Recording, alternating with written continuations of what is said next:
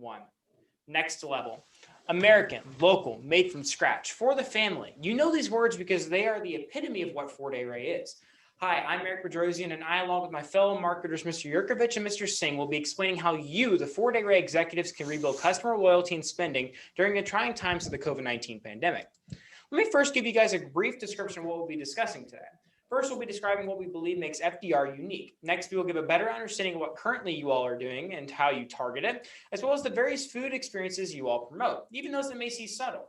After the current state of your restaurant, as well as its methods of operations due to the COVID-19 pandemic, will be examined. Then we'll give specific details of the various research methods we use to research the restaurant, as well as various findings and conclusions from the research. From this, we will describe the strategic plan developed from our research, give an estimate on the budget of the strategic plan, and summarize what we discussed. Now, being immersed in the Fishers, Indiana community, Fort A. Ray, or FDR as us locals call it, is a pretty well-known gastropub among members of the Fishers community. The three of us have dined at FDR many times, and we love how we can eat made-from-scratch burgers, nationally famous chicken sandwiches, and especially flatbreads. Our parents also love the made-from-scratch beer.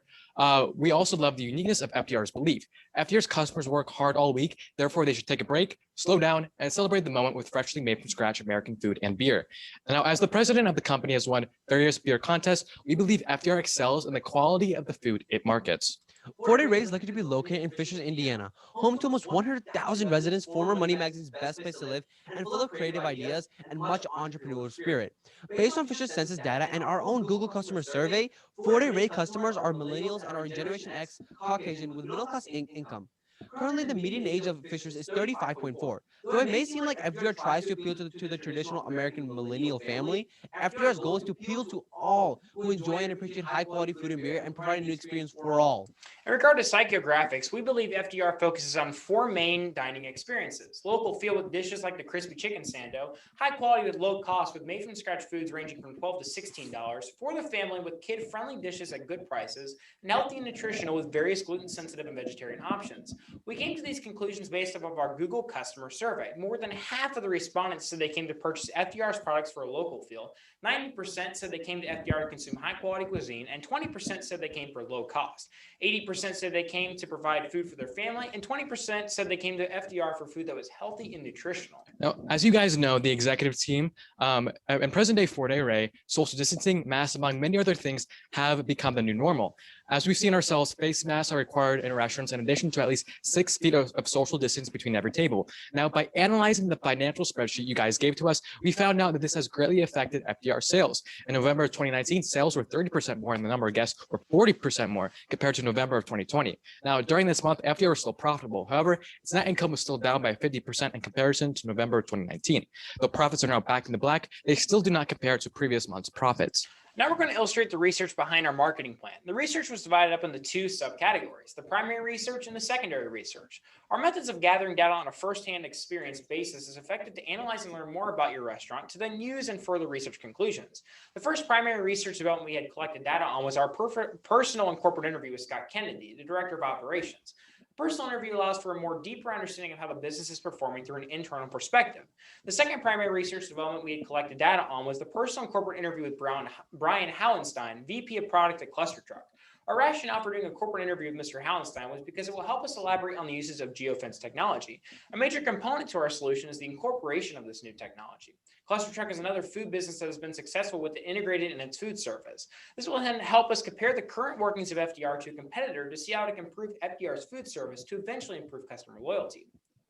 The third primary research development we collected data on was the Google customer survey. It was a quick and easy solution to generate statistical data from the customers. We were able to understand the first-hand response of customers surrounding their dining experience. The final primary research was the Google employees survey. We'd use this because it was also quick and easy to get data. We're able to get the first-hand response of employees, their thoughts on the pre-existing FDR app and website, and how the integration of curbside pickup has changed due to COVID-19. Now, we had to use secondary research because we needed to understand the pre-existing developments of FDR. Our first lots of research was the restaurant information. We had learned about the online presence of FDR and had analyzed how the restaurant's financials have reflected FDR's current processes to their previous standards 6 months prior. We then researched online articles for our secondary research to get local knowledge and perspective. The Town Post article had shown how FDR was creating a new friendly dining atmosphere for Fishers families. The Indiana Tap article had shown FDR's unique dining style, which supports a positive customer satisfaction data we had concluded. Overall, these online articles allowed us to attain the Fishers community's thoughts of FDR. Lastly, we had used academic sources. Shown on the right side of the screen, the first source listed, geofencing and background tracking, had explained the benefits of the new technology for restaurants and consumer traffic. The second source listed, enhancing sustainable customer dining experience through QR code and geofencing, tied in with the customer benefits listed in source 1 to create a friendlier interface system. Now we're going to explain the Google surveys. Thoughts we kept in our mind in the process of our research for the Google employee survey were mostly centered around their opinion of how FDR ran as a business. Employees are the backbone of every business, and knowing how the employees reacted to COVID and business changes will allow for a smooth transition of new aspects to the business, such as geofence technology. Along with this, we also surveyed questions about the FDR online ordering process, to which many employees weren't much fans of. Next, we divided the Google customer survey into two parts to attain an acceptable amount of research. The first part I had included overall dining experience, frequency of customers, and the basic demographics of customers of FDR. The second part I had included FDR pickup time, which had primarily focused on COVID-19 effects and how it's combated by the customers. Next, we will discuss the FDR interview we had. We needed this to obtain background information and get inside the mind of the management at FDR. Some of the following characteristics we learned about Mr. Kennedy is depicted on the screen with also some of the questions we'd asked him. Next is the cluster truck interview. We needed to obtain information about the technology of geofence because we needed to not only understand how it works, but how it works with the restaurant service that already uses it. There were 3 key points we observed from the interview, which are listed on the screen as well. We then proceeded to ask questions that were significant to understanding the inner working at cluster truck, which are listed on the screen. The next category we will illustrate are the findings of the study, which is categorized into 4 parts. The first category is the frequency of business. The finding focused on the customer dining experience. We had chosen to depict the following graph because it gave us an idea of FDR's customer representation. As shown on the graph, 100% of the customers had a 4-star rating or higher. So we knew that dining was negatively affected and FDR had a great reputation for their food. But now we need to focus on how to keep getting this fresh FDR food into their hands. The second finding is the FDR app effectiveness data, which focused on the FDR's app. We found this graph to be the most shocking statistic because over 83.3% of customers didn't know about FDR's app, especially in a day and age where technology is highly prevalent. This gave us the opportunity to capitalize on FDR's own official app through various forms of promotion, including social media. The third finding is curbside pickup. This graph is the most influential statistic in this section because it showed the curbside pickup was effective in generating sales. With over 70% of customers converting over to curbside pickup, it allows for us to focus on the remaining 28.6% of customers. Using curbside and geofence will allow that because it will create faster pickup times. Now, the fourth finding is about geofence. The graph on the screen is the most important statistic for this section because it is what allowed us for everything to get into motion. With well over 75% of customers allowing for the use of location tracking, geofence can be initiated with FDR curbside service. We believe that geofence is that one piece of the puzzle that was missing all along, but once it is put into place, it will greatly increase customer loyalty and spending. Lastly, we will describe the 4 conclusions derived from the data. Now, the first conclusion is based on the fact that the CDC guidelines are the most important sets of rules the customers at FDR are concerned with, as it should be because safety is a key priority for FDR. The CDC guidelines are actually set up a chain reaction because it triggers an exponential increase in curbside pickup users, which consequently generates higher revenue. The second conclusion goes on to analyze the use of Toast, a third-party application that you all currently rely on for online transactions. The quote in the top right-hand corner was an anonymous employee Google survey entry we received, which reads, "Perhaps have the menus in our app. It seems like customers have had a hard time loading them on the third-party website. Even the employees at FDR want to get rid of third-party applications and want customers to enjoy FDR's own official app." Now, the third conclusion was derived from the loss of online marketing presence of FDR on its app. FDR needs a marketing plan that will not only increase its online presence, but also sustain its lifetime to convert users into loyal customers. As seen in the image on the left is an example of an outdoor event, the Great Ray Takeout Day. And on the right side of the slide is a designed ad that is promoting FDR's own official app. Now, the fourth and final conclusion is the newly introduced geofence with the development of the newly designed app. Geofence is going to allow an increase in curbside pickup revenue, which is the most important to capitalize due to implications of COVID-19. It's all like an equation. FDR's official app, free of any third-party application, plus geofence technology equals the Ray Zone, FDR's own official geofence technology system. Moving on to the strategies and approaches we're going to use. For our first objective of our proposed marketing plan is to usher in more system users of the redesigned FDR curbside app. During the COVID-19 pandemic, you found out how much you all relied on in-person dining as an income maker. A steep decline in dining customers and an exponential growth in carryout orders was apparent throughout the year of 2020. The second objective of our proposed marketing plan is to improve pickup order quality and the amount of time spent waiting at the FDR parking lot. When the food is hot, fresh, and right, it makes the experience more enjoyable. Our third objective is to directly create an easier and friendlier app experience. This would be formed in having new tabs, pages, faster loading times, more menu options put directly into the app, and more. Our list of objectives will conclude with helping the FDR team to avoid third-party application installations and processes to help further promote an in-house integrated app and carryout system. With a first-party in-house only application system, productivity will increase while the downtime in the application used will decrease exponentially.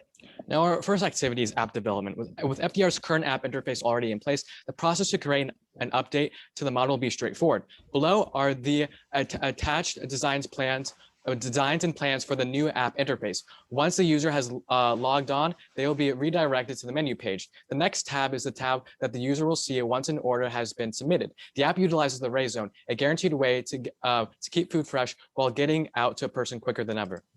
Now, the second activity is the social media marketing. The marketing effort will continue with our team moving straight to a digital ad service run through Facebook Business. Using this ad service will allow us to target the main audience of FDR by providing them with ads that will show why they should download the app, how user-friendly it is, and a digital coupon when they download and use it for the first time. The ad will also provide users with information about the new Ray Zone as well. The Fisher's Farmer Market occurs throughout the spring and summer, which would align perfectly with our plan's timeline. FDR can get a vendor's license to hold a booth at the market and help promote their local business and, most importantly, the redesigned app and user interface.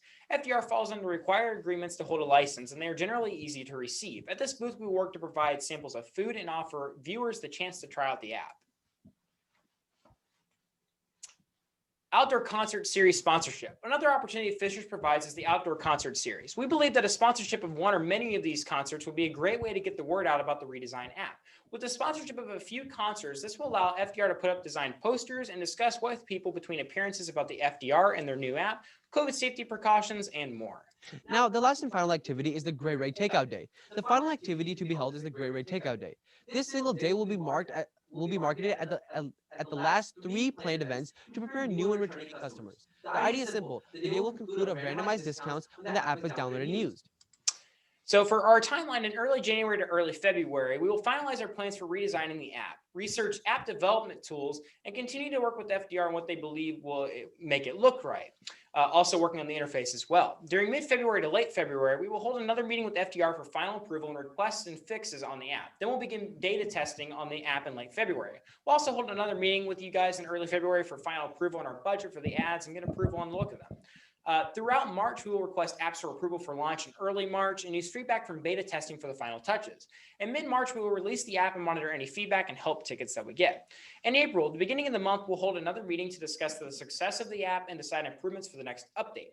In late April, we'll patch any problems and add new features to the app. We will then release it as a 2.0 update later on that month. And finally, in early May, we will have our planned final meeting with you guys to discuss the outcome of the redesigned platform, answer any questions, and plan the next 6 months without updates and other agenda items. Don't worry, you're not getting of us that easy. During early May through midway, we will promote the Great Ray Takeout Day through social media and word of mouth so people know what it is. So part of our budget here, we want to go over this real quick with you guys while we have some extra time left. We want to let you know that this budget is going to be around $22,590 total spent from you all in the marketing department. Now, before we have any questions, let me just run down this list real quick to make sure you understand. The Summer Concert Sponsor Series is going to cost us around $2,500. That's $1,250 per concert that we're going to sponsor. And we're going to sponsor 2 of them, so that allows us to get our name out there as much. For social media, we're going to make sure that users know about it, and we're going to create ads based on who's living in Fishers and what they like in the area. The budget for social media will be about $1,750. This allows us enough money to do 2-week ad spaces every couple of weeks during the months. For printed advertisement, Canva that we use will allow us to print 1,000 letterheads for $320 at a total of $640 if we print off a group of 2,000 standard letterheads. A booth at the Fishers Farmer Market costs $0 to operate since you all already have the tent and the license is free. However, we're going to go ahead and put a $200 budget on that just so you all can provide free samples out to the public and to give people an app or a try on the app. Finally, for app development, it's the most amount of money, as you can see here by this graph. It's going to be 66.4%. Yes, it's going to cost $15,000. However, this $15,000 is really the whole point of the project. It's going to allow us to promote the app in every other way possible. Now, of course, if you guys have any questions before we get off here today, we'd love to hear them. We hope that we can meet with you all in person soon, and we hope that you all enjoyed what you heard today.